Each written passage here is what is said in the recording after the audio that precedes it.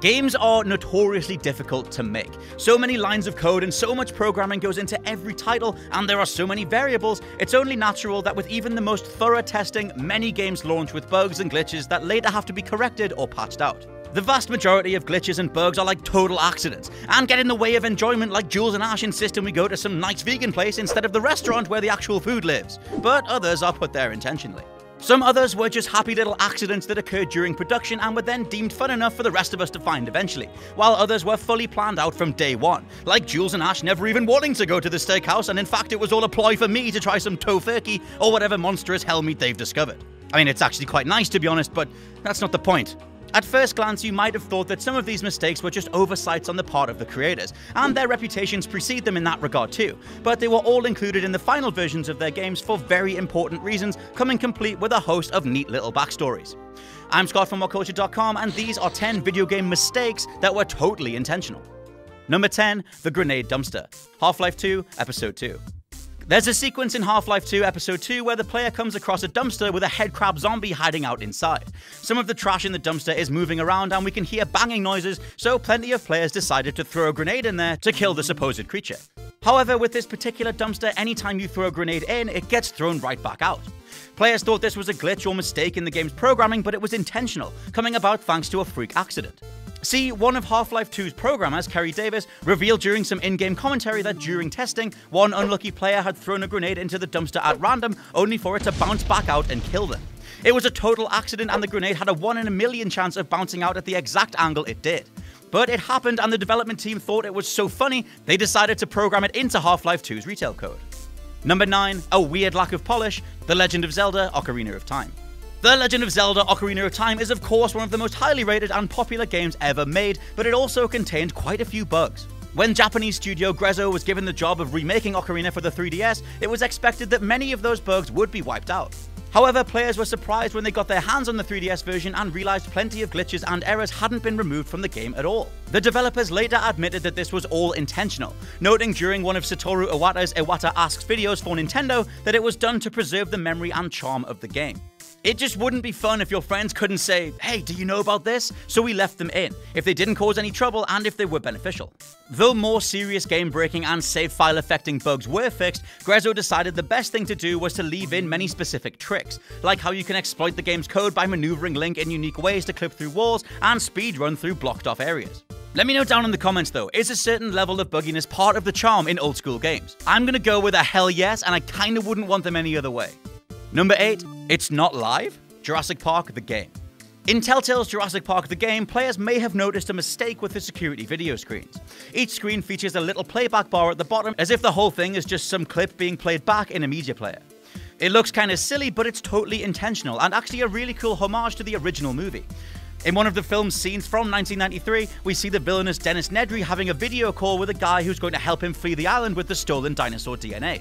If you look closely during this scene, you can see the alleged live video feed Nedry is watching is actually just a video clip, with a playback bar at the bottom. Computer technology back in 1993 wasn't what it is today, so the makers of the film didn't take the time to cover up the playback bar, and most viewers probably didn't even notice. Telltale decided to recreate this amusing goof in their game, but only the most hardcore Jurassic fans noticed, but thankfully that now includes you. Number 7, Chamber 14, Portal. Portal's challenge levels are all designed to see just how well you've mastered the game's unique physics and mechanics, but Chamber 14 can be completed in just a few seconds by exploiting some super precise timing and portal placement. Players believed this to be an oversight on behalf of Valve, but they actually knew about the exploit and decided to leave it in anyway.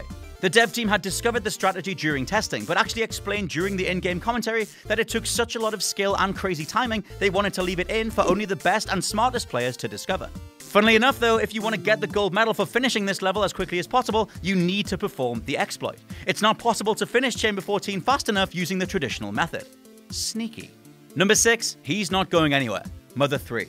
In the classic RPG Mother 3, released for the Game Boy Advance in 2006, one of the game's Mr. Saturn characters says that he's leaving and walks off the screen. This happens all the time in RPGs and games though, right? I mean, nothing strange here. It's like Josh claiming Spyro Reignited was in the running for Game of the Year 2018. Perfectly normal. Well, amusingly, a little bug meant that Mr. Saturn had left the screen to the player, but could be spotted if you just moved your character up slightly. He claimed to be leaving, but had really only moved a few feet away. Turns out this bug was noticed during development, but the team thought its mundanity was hilarious and left it in. Shigesato Itoi, who wrote the game, was amused by the idea of a character simply walking off screen and then just standing around. In gaming, we always see characters constantly wandering off and then disappearing if you try and chase after their scripted endpoints, so doing so and being able to catch up to Mr. Saturn gave Mother 3 players a good laugh. Number 5. The triple decapitation. Mortal Kombat 2. Plenty of players were bemused and amused when they came across a secret hidden fatality for Johnny Cage in Mortal Kombat 2. The move shows Cage performing an uppercut and then punching off the head of his opponent. He then crouches down and performs 2 more uppercuts, which make another pair of severed heads appear. This isn't actually a bug or a glitch though, as it was inspired by one. In the first Mortal Kombat, a bug caused 2 heads to appear whenever players performed Cage's original fatality.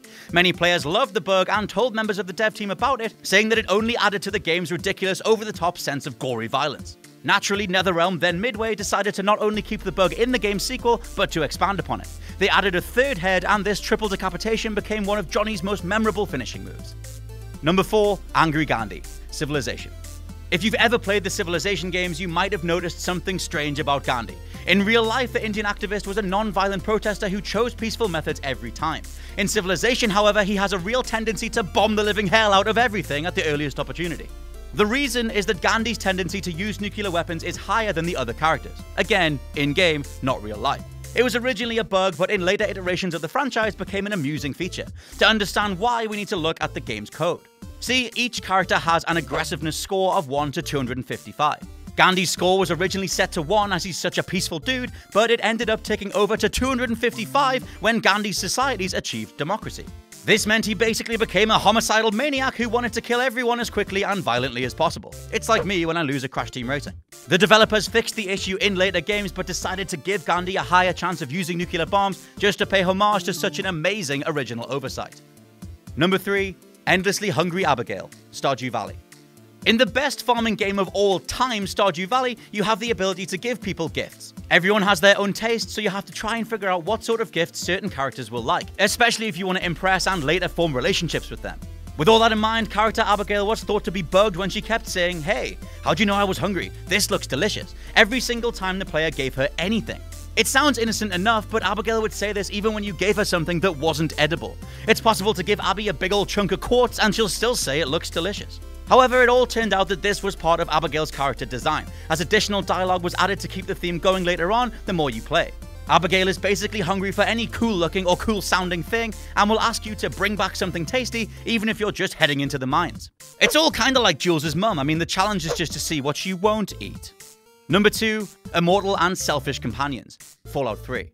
One of the best features in Fallout as a series is recruiting companions, but these characters can demonstrate some slightly strange behavior, especially after Bethesda started getting involved. For example, in Fallout 3, they're totally immune to radiation poisoning and will sometimes refuse to give you weapons or items. This originally started out as a bit of a bug since the decision to add companions to the games was quite a late one, and much of the game's code had apparently already been written. Instead of creating a whole new section of code specifically for companions, Bethesda used what was written for the NPCs and went from there. NPCs, you see, aren't affected by radiation, so neither would companions be. This was said to be left in after the initial discovery because it would have just sucked to have to cure your companions every few minutes alongside yourself.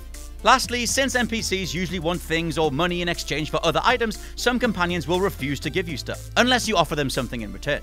Bethesda apparently also really liked this feature as it gave the companions a sense of autonomy and personality, rather than just having them follow the player's orders at all times. Number 1. The teleportation bug. Magicka. Magicka was renowned for giving players countless options. In the game, you can mix and match different elements on the fly to create all sorts of crazy spells with a myriad of different effects. One of the spells you learn later in the game is the ability to teleport, but an exploit makes it possible to get this spell way earlier on. If you combine some elements and put down mines at your feet in an exact location near the start of the game, you can use the force of the explosion to blow your character across the map, reaching an area that you normally wouldn't be able to get to just to grab the teleport spell.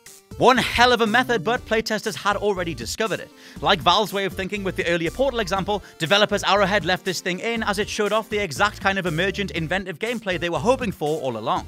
Part of the fun in Magicka is seeing all the different ways you can push the game's limits with spells and different combinations, and this was the perfect extension of that mentality.